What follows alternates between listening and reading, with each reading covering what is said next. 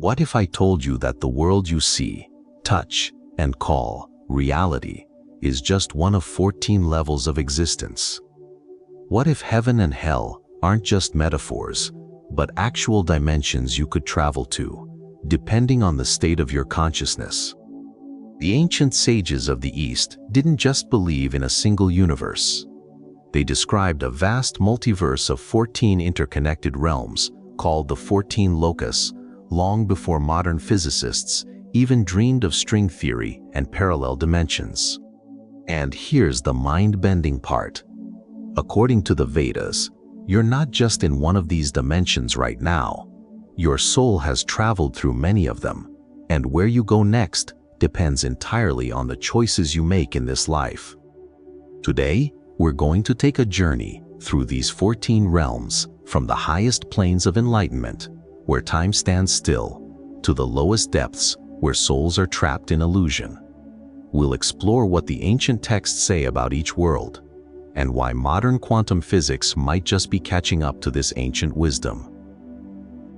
Before we dive in, if you're ready to explore the hidden structure of reality, hit that subscribe button and join the Nature and Soul community. Let's begin.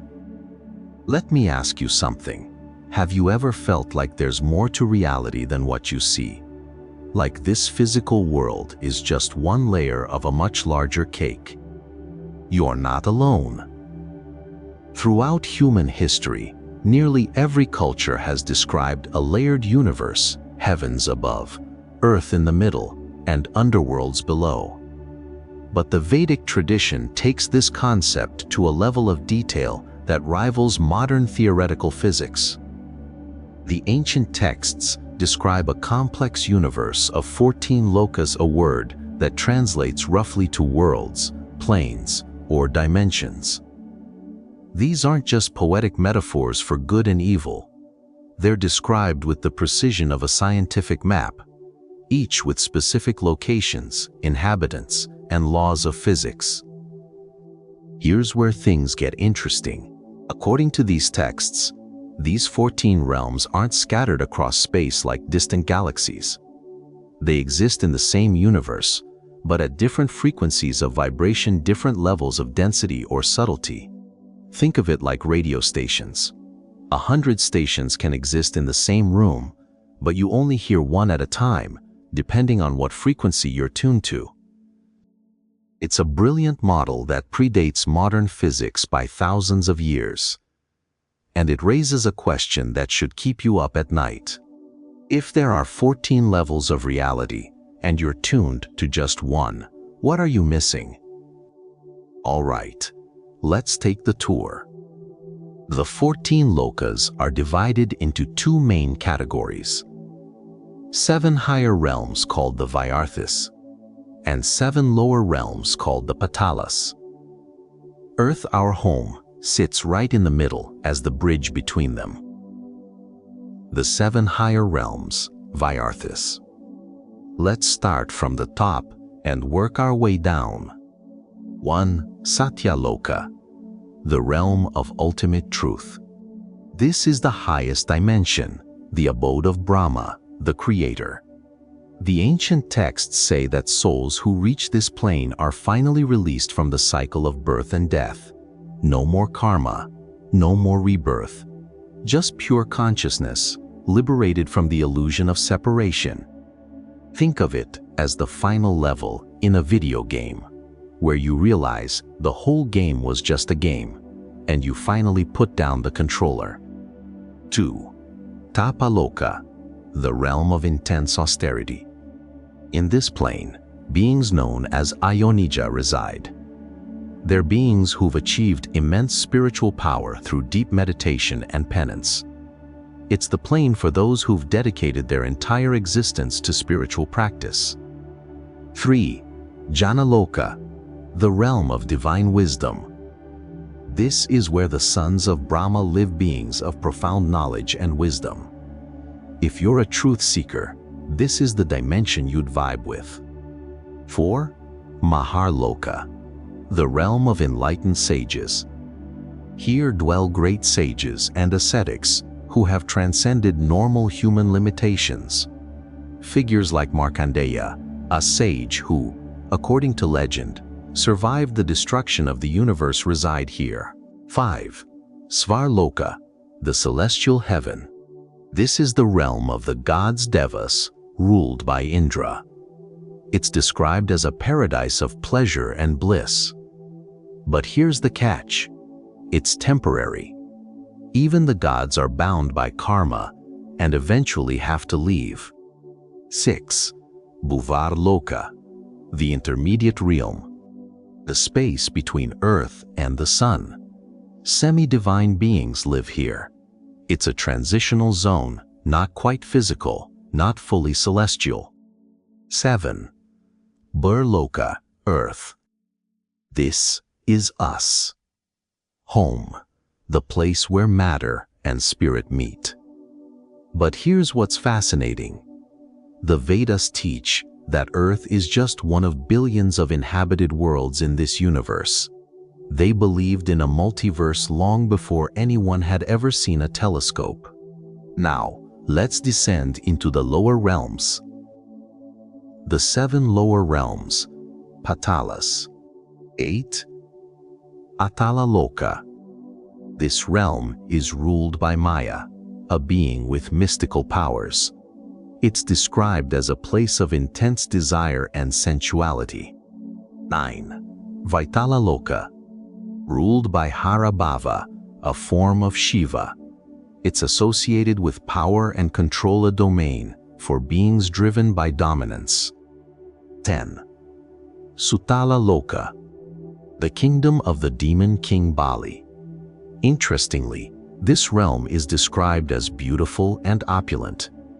Bali is considered a benevolent ruler, showing that even in the lower realms, there's complexity. 11.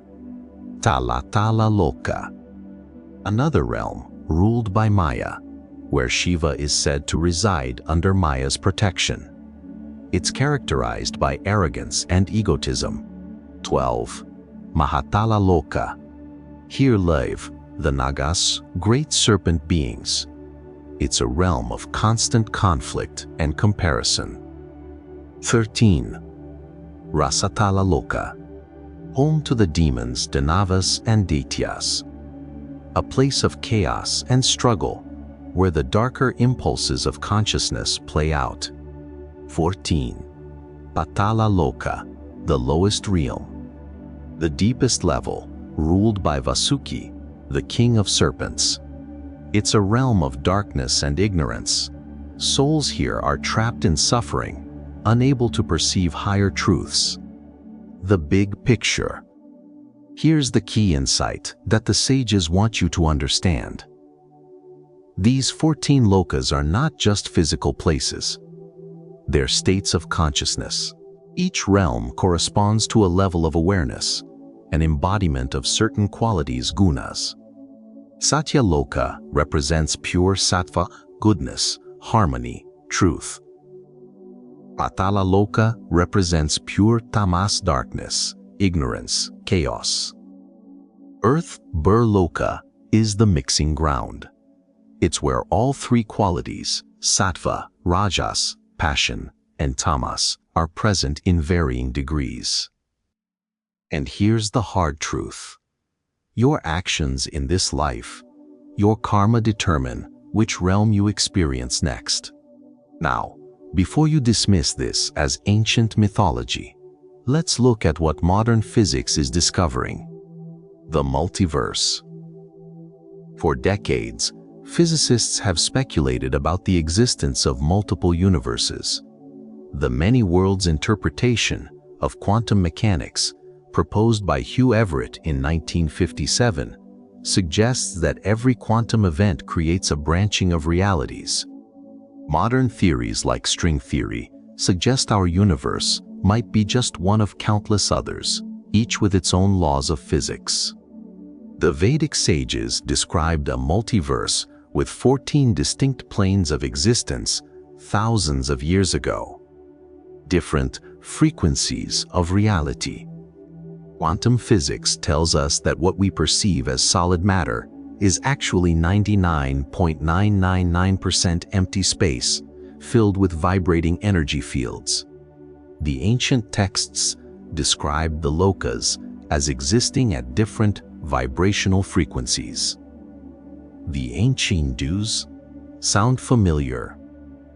The ancient day Hamazon Pavasur Hamayawant Vod was our own Gimle. Hamayawant Vod was our own volume. When physicist Michio Kaku talks about higher dimensions curled up so small we can't perceive them, he's essentially describing what the Upanishads call Maya, the illusion that conceals the true nature of reality. Consciousness beyond the brain. Perhaps the most powerful connection is this. The 14 Lokas model suggests that consciousness is not limited to the physical brain. It's a fundamental field that pervades all dimensions. Dr. David Chalmers, a leading consciousness researcher, calls this the hard problem of consciousness, explaining why and how we have subjective experience.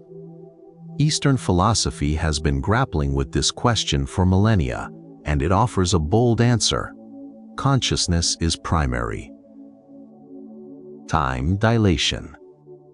Here's another wild connection. The Vedic texts describe that time moves differently in different lokas. 1,000 years in the celestial realms might be just a moment on Earth. Einstein's theory of relativity proved that time is indeed relative. It changes depending on gravity and velocity. It's almost as if the ancient sages had a window into modern physics, isn't it? So what does all of this mean for you right here, right now, in your busy life? You are a traveler, not a resident. The single most important insight from the 14 Lokas is this. You are not this body, and this world is not your permanent home. You're a soul Atma, traveling through dimensions based on the choices you make. The way you live today is literally determining where you go tomorrow. This isn't about fear of hell or hope of heaven. It's about taking radical responsibility for your own consciousness. A daily practice. Try this simple 5-minute practice. Morning reflection. What realm am I creating today? Am I living in truth or illusion? Am I acting from compassion or ego? Karma check. Every evening, ask yourself, what seeds did I plant today? What realm did my actions tune me into? Meditation. Sit for 5 minutes and simply observe your thoughts.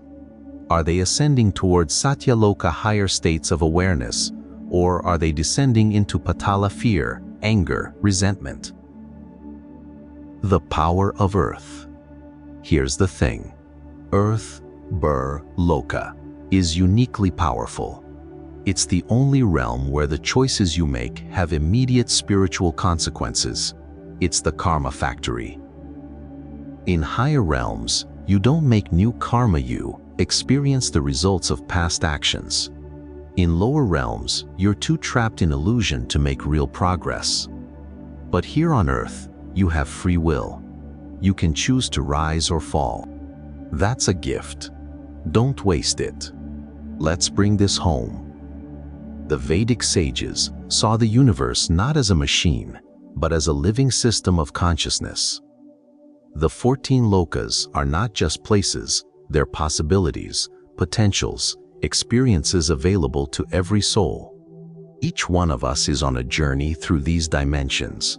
Sometimes we ascend, sometimes we descend.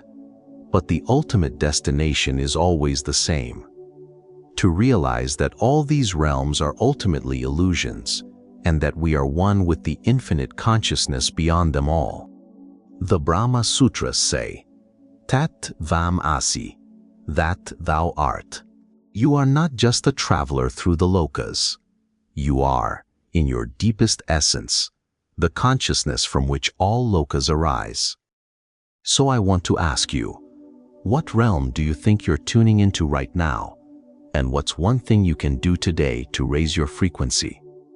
Drop your thoughts in the comments below. I read every single one.